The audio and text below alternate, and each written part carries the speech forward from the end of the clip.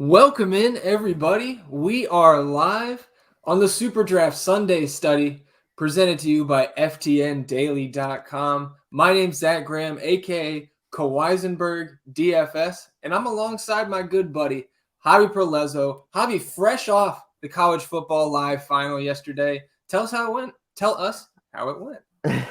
It went great, Zach. Thanks for the shout out there. It was another one to add to the resume. Didn't end as well, but we had a sub who finished second place. The 75 people.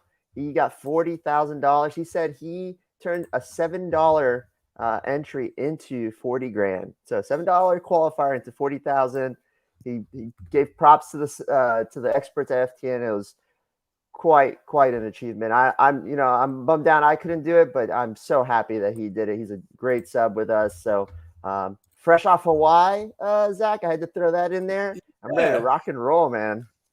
Yeah, dude, I know, and I know everybody at FTN is glad that you're back now, but I'm sure that the Hawaiian vacation, the little getaway you and the wife took, was much needed and certainly well deserved, because I know you grind every sport here at FTN, Javi, and I know everybody missed you, and we're glad you're back. But as always, we're here for the next half hour breaking down the main slate from a super draft perspective, right? And here at FTN, we have a lot of super draft oriented content. And the best thing about that is it's all free. I guess maybe you say the best thing about like Vlad Sedler's full slate breakdown, Joe Metz's top 3 super draft plays. I don't know if I would put my preview video every Tuesday night in the same category, but certainly a lot of good stuff in the free super draft content here at FTN Daily is helping subs and people just coming in freeloading, helping them with their super draft game. And that's NFL and NBA, right, Javi? I know Vlad, who's not with us this week, but taking a much deserved week off with the family. Vlad's been crushing super draft, both NBA, NFL. So he's a great guy to listen to. I'd recommend, if you're playing the slate today, after you listen to us, go read that slate breakdown from Vlad Sedler. And if you haven't played on SuperDraft yet, you can head to superdraft.io. You get registered and sign up. Use the promo code FTN. And then when you deposit, any deposit of $100 or more, and SuperDraft's going to give you $100 in bonus funds, so you can really kickstart that bankroll and hit the lobby and start winning. I mean, and pretty much at this point of the Sunday morning, right? There's always overlay brewing over there on SuperDraft. It seems like every week this season, the 125K red zone, that's 20K up top, less than half full as we go live here, Javi. So anybody who's not in there, listen to us and then head over, throw some entries in and get some of that free equity over there on SuperDraft. But Javi, before we jump into the multipliers, because again, if you aren't familiar, SuperDraft deals with multipliers instead of kind of that typical salary cap structure.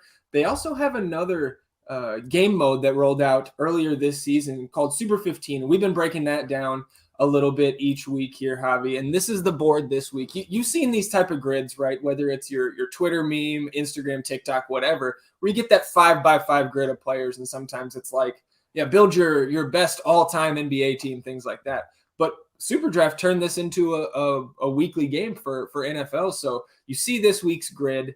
You see, Kyler Murray, DeAndre Hopkins coming back.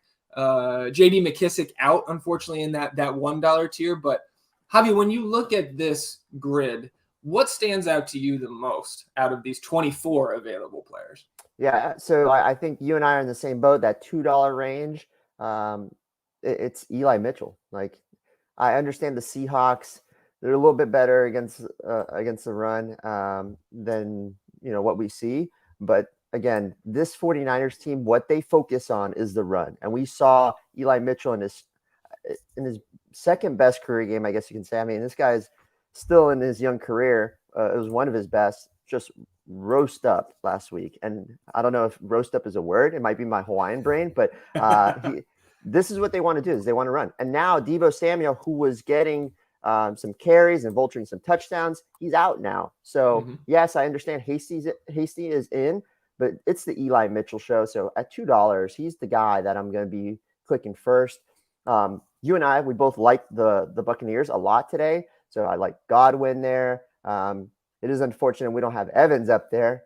We got to talk to SuperDraft about that. I'm just kidding. But getting exposure to the Buccaneers today against the Falcons, who are just in full tank mode / full not good mode, especially on defense. So I love Godwin at $3. Those are the two guys that stick out for me though. Yeah, like you said, I'm right there with you on Eli Mitchell. The last 2 games that he's played, you talked about how well he did last week. It's hard not to do something fantasy-wise when you get 27 carries in back-to-back games, and I just don't, no hot take here, certainly, but I don't think we're going to find a guy that should get 20 to 25 carries. I think 30-plus touches if you include his receptions last week for Eli Mitchell, so I think that does stick out to me as well as kind of the best play on the board here in terms of his value. And then I was also looking at that $3 range. I also think that it would be more advantageous for us if it was Mike Evans rather than Chris Godwin, but I'm with you. I think the Bucs are a great team to attack this week. DK Metcalf is interesting. Like if you're entering one of these tournaments, Super 15 tournaments on SuperDraft, they've talked a lot about trying to feed him this week. After last week, there was a lot of hubbub on Twitter when he didn't get any targets in the first half. So maybe they feed DK Metcalf a little bit more. Been struggling with an injury. So I also think Marquise Brown, it kind of sucks as a Steelers fan today. I think the Ravens are going to come in and just absolutely obliterate Pittsburgh. So I think Hollywood Brown at that $3 level also looking pretty attractive to me. You can pair him with Lamar up top. I don't hate that stack as much as it pains me to say. So let's go ahead and roll into some of the multiplier plays here this week. That's kind of the meat of the show, right? And we'll start as always at quarterback. You mentioned Tom Brady on the Super 15 grid. So 1x floor multiplier here, Javi, but are you going to Tom Brady even without that extra boost?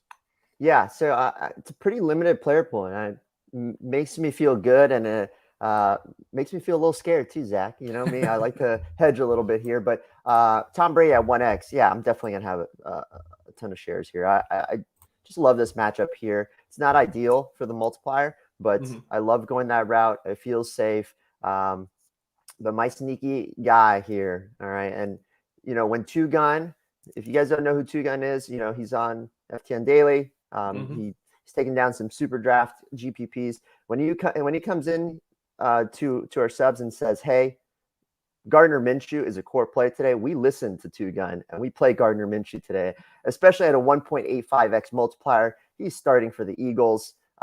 Anybody can beat the Jets here. We know about the Jets. We don't have to dive into it. So a starting QB against the Jets here, Garner Minshew 1.85x, load him up. I'm going to have a ton of exposure to him, way over 50% here in GPPs. So he's the guy that I'm going to be over-owned on, plus Brady. Again, not ideal 1x.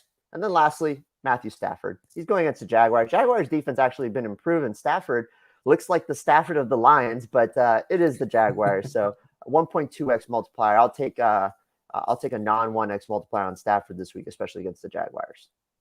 Yeah, I think I'm right there with you.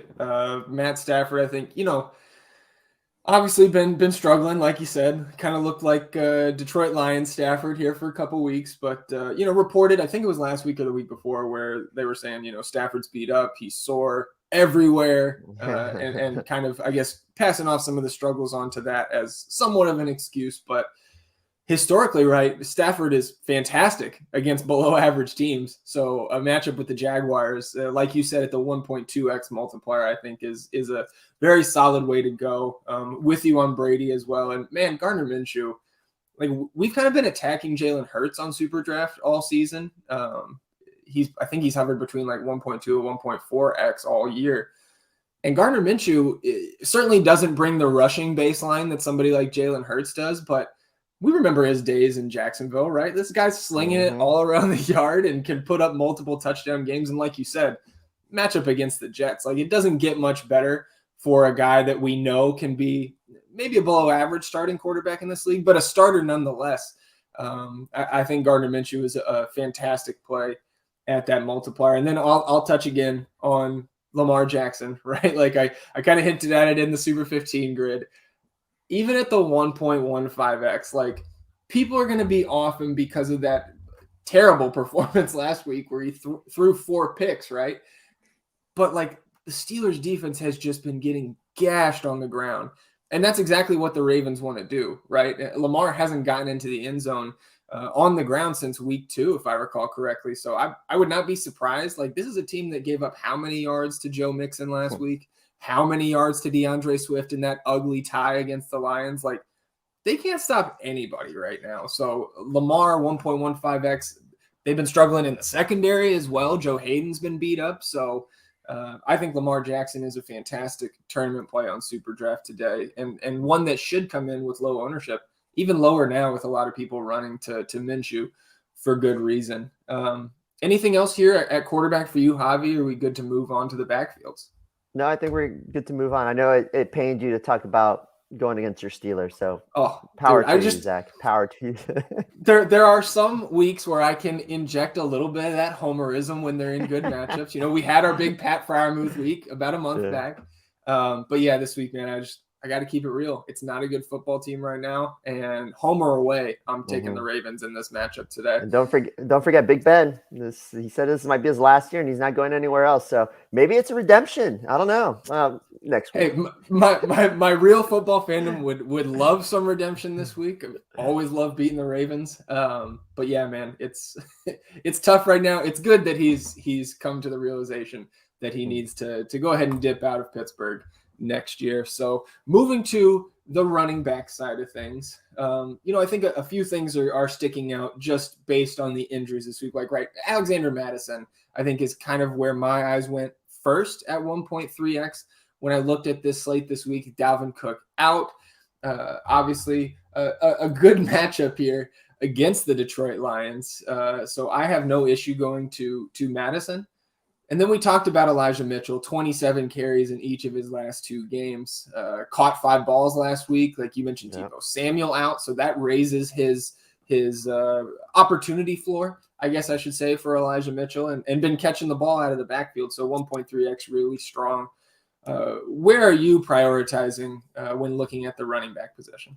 Yeah, so I was just reading some news, and again, I'm just going to cliff notes it, but Darrell Henderson, they're saying they're going to test out his thigh to see if he's good to go, but they're not optimistic. So my guess is Darrell Henderson's out. Sonny Michel, right? Late game, or I guess I was going to say late night hammer, but late day hammer, I guess you can say. 1.6x, you got to go that route. Like, if you're not going to be playing Stafford and stacking up the Rams, you have to get exposure to the Rams somehow. I think this is a perfect bounce back game for them. So Sonny Michel at 1.6x, I would put that as your placeholder and then just pivot around. So given that news, again, I lean. I'm not a doctor here, but I do believe that Henderson is going to be out. So at 1.6x, I'm going to be loading up on him. You mentioned Eli Mitchell here, so 1.2x multiplier. We don't have to dive into that, but another guy, no Dalvin Cook, he's done. So what does that mean? It's the Alexander Mattison show. So I love him at this 1.3x multiplier. I think he should be closer to a 1.1x multiplier. Thank you, SuperDraft, for giving us that extra multiplier here. So in that matchup, I love Alexander Mattison. And then another guy, no J.D. McKissick. We've said it a few times. Antonio Gibson saw the best game of his season last week, and he was involved in the passing game. He was involved in the running game. So given that, going against the Raiders, who are a bottom tier team against the run, I love Antonio Gibson, 1.4x. And then if you want to get juicy and not play any of those multipliers, you can always go the safe route. Jonathan Taylor. I don't have to talk about the season that this guy's having, but it's a monster season against the Texans, the worst team in the NFL probably. Some can argue it could be the Lions or another team here, but Jonathan Taylor against the Texans, he's going to roast them up. He's going to be involved in the passing game, the running game. 1x, not my favorite, but I mean, I'm limiting it to those 5 running backs. So I love those guys today, Zach. Yeah, I'm right there with you. I think those guys are great targets. And our buddy Is That Creed in the YouTube chat, right when you started talking about Sony, Michelle was asking, do we like Sony with Henderson out? But then also chiming in, how about any love for Rex Burkhead? Obviously, the Texans, not the best matchup in the world, but Burkhead, 1.95x, Javi. No David Johnson. So any Rex Burkhead love for you? Oh, man, I don't want to, but yeah, it's definitely a boost against him. I do like that game as a sneaky game between the Texans and Colts, but I don't think I'm going to get there. I'm going to stick to the 5 that I mentioned and do that. Another question we got also, it was more on the QB side. Kirk Cousins. He is going against the Lions, 1.3x multiplier. Any love for you, Zach? Because for me, I'm more on Alexander Madison than Kirk Cousins personally. Yeah, I think that's and I'll shout out T Panthers for tuning into the show. That's one of our buddies in the FTN Discord, NFL guy, NBA, a lot of sports for T Panthers. I see him everywhere in the Discord. But yeah, I think if you're gonna go Cousins, like I don't hate it. It's obviously a good matchup against the Lions. We've seen a lot of Kirk Cousins against the Lions in previous years, and he's done just fine. I think if you're gonna go there, I want to probably get Justin Jefferson or Adam Thielen. I prefer Jefferson. We'll talk about that when we get to the wide receiver position. But I think you absolutely have to stack with one of those receivers if you're going to play Kirk Cousins. I certainly wouldn't play him just naked, so to speak, on SuperDraft this week. The last guy I wanted to touch on, Javi, at running back is Joe Mixon, coming off just the masterful performance against my Steelers last week. Gets the Chargers here, and the Chargers have been one of the best defenses to face as a running back because they're really trying to funnel the run this year. I think still dead last in terms of yards given up per game on the ground, the Chargers. So at 1.2x, I mean, the Bengals offensive line has really solidified this season. They've been awesome of late, and Joe Mixon has been taking every single yard that his offensive line is helping them get the last few weeks. So I think Joe Mixon also 1.2x, maybe going to go a little bit overlooked with some of the guys we talked about right above and below him. And also Leonard Fournette coming off that monster game at the same 1.2x. I think Joe Mixon's a little bit sneaky over on SuperDraft. So let's jump into some of the wideouts here. And you know, a lot of these guys we're probably going to want to stack with some of the QBs we mentioned. But when you look at the wide receiver position for week 13, Javi, like what stands out first? Yeah, so I like to double stack and then you can bring it back.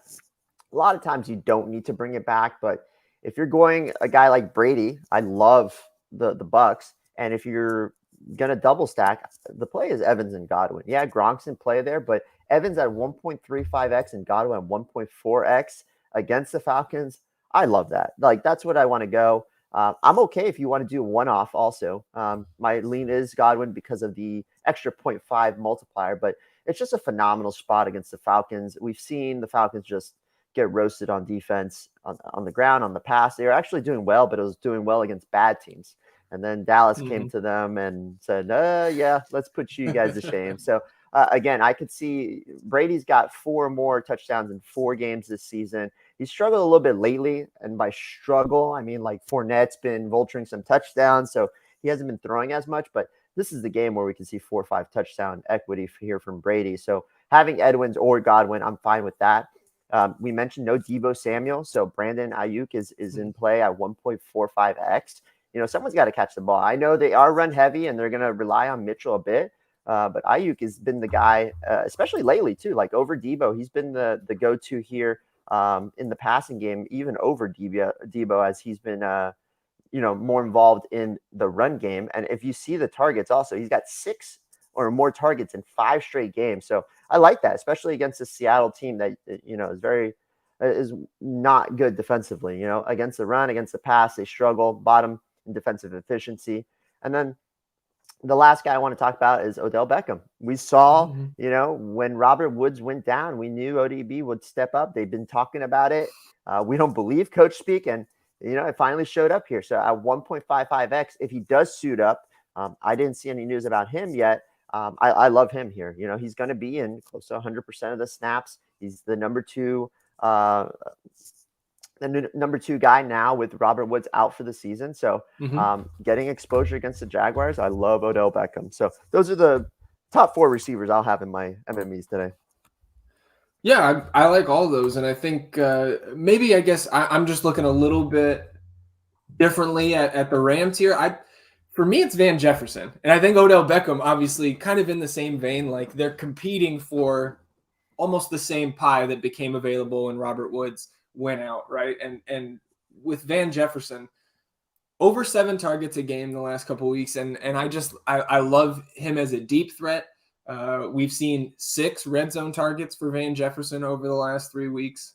So with that little bit extra 1.65x multiplier, I'll be on Van Jefferson today over Odell Beckham. Maybe we do a little lunch bet on that, Javi. It's been a couple weeks since we got a nice lunch bet in, but I'm right there with you. I think any of those guys, like even Cooper Kupp at the flat 1x, Yeah. right, is fine against the Jacksonville Jaguars. And to your point about the Buccaneers, I think Brady threw 5 touchdowns the first time these two teams met this season. So definitely a good idea to attack that Falcons defense. I'm right there with you on Evans, Godwin, and I think we'll talk a little bit about the tight end there in Tampa Bay when we get to that position. I mentioned Justin Jefferson when we were talking Kirk Cousins for T Panthers. I think he's a fine option at 1.15x that probably won't be super highly owned. And again, the matchup against Detroit is supreme here. So I like getting to Justin Jefferson if I'm running multiple lineups. Agree with you on Brandon Ayuk with Debo out. Like this is a 49ers team that we want to attack. So the 1.45x is nice. And then couldn't make it a whole half hour without some homerism. Deontay Johnson, 1.4x, man. Like it's the volume for me. And even with this half PPR format on SuperDraft, that extra 40% bonus on his fantasy points, I really like. I don't think that the Steelers will go scoreless today, and I think Deontay Johnson has a great chance to get in the end zone on double-digit targets from the newly announced retiring at the end of the season, Ben Roethlisberger. So as we transition, Javi, to tight end here, our buddy Is That Creed chiming in again saying he could see the Rams using Higbee a lot today against this Jaguars defense. So starting off at tight end, any interest in Higbee for you? And regardless of if you have interest there, where else are you looking? Yeah, I mean, I've been betting on the Higbee under receptions for a while, and it's been winning me money. It just seems like he's just not more involved here. Like I get it that this Rams offense is in play from top to bottom, and this could be the breakout game. But I mean, the targets, he does have 5 or more targets in 3 straight, but it's just inconsistent, and it doesn't have high upside. So I'm not a big fan of Higbee per se. I'm pretty limited here in this player pool too. I know I've said that quite a bit, but we got no Darren Waller. The multiplier, I mean, one of the worst pass defenses in the NFL is actually the Washington football team here. So Foster Moreau, he should see 80% or more in snaps here. I get it. Like he hasn't stepped up with whenever Waller doesn't see the field, but at 1.75x, that's a juicy multiplier, similar to what I talked about with Garner Minshew, similar to what I talked about with Sonny Michel. Like this is too good to pass on. I know it's going to be chalky, but it's the route I want to go. And we've talked about multiple times, no Deebo Samuel. So we like Brandon Ayuk, we like Eli Mitchell, but we also have to like George Kittle here in this spot. Again, it's the depleted receiving core.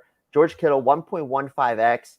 Wish that multiplier was a little higher, but again, against the Seattle team, I love loading up on that. And then 2 other guys, if you want to, include other guys that I love here, especially in matchups. It seems like, I just keep repeating myself, but Gronkowski, 1.2x against the Falcons.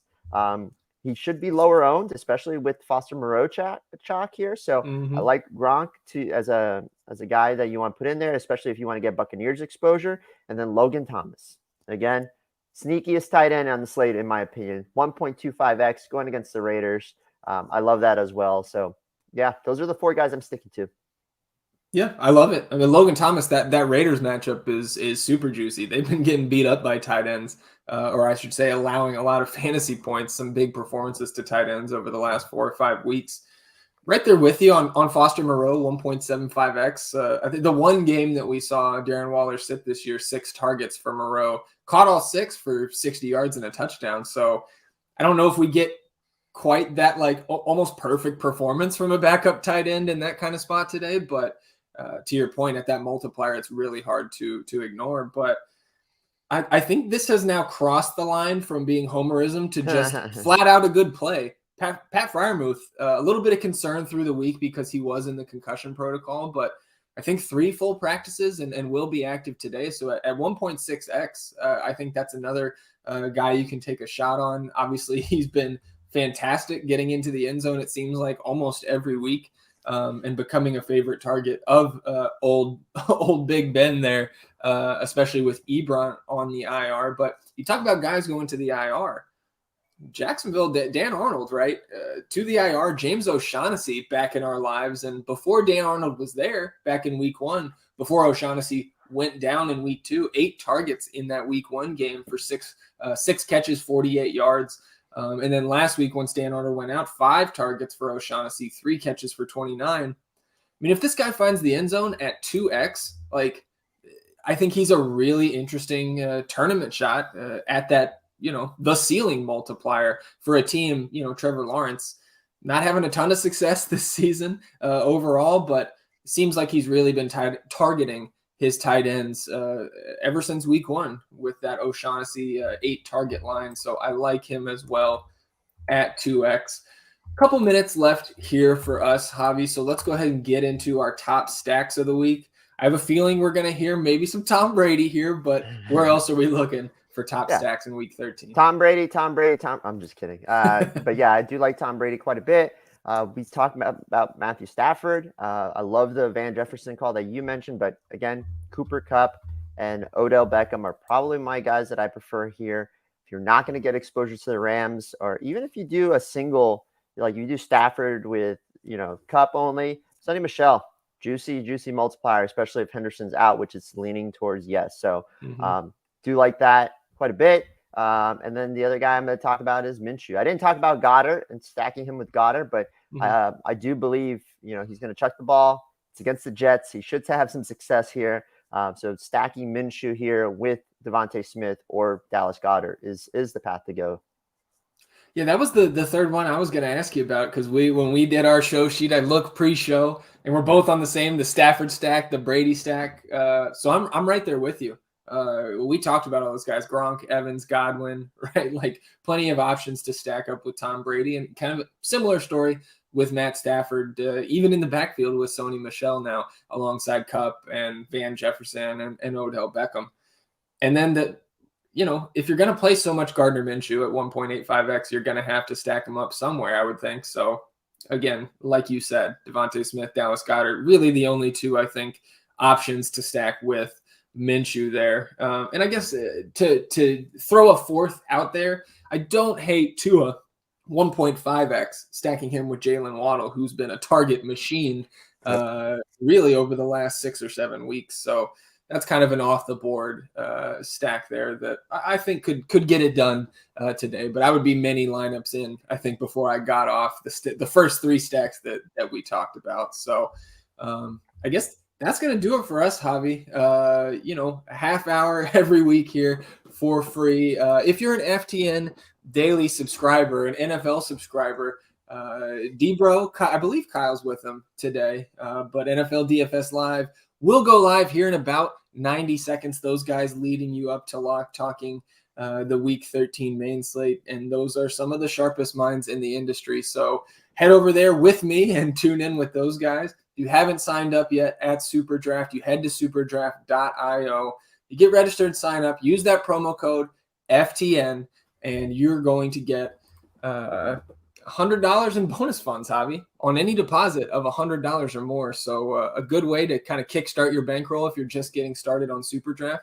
And if you haven't signed up yet at FTN Daily, come on over. The code FTN TV gets you 15% off any package. So you can go and tune into Debro and friends leading up to lock here. But Javi, appreciate you being with me as always. Appreciate everybody tuning in. And as always, good luck in your contests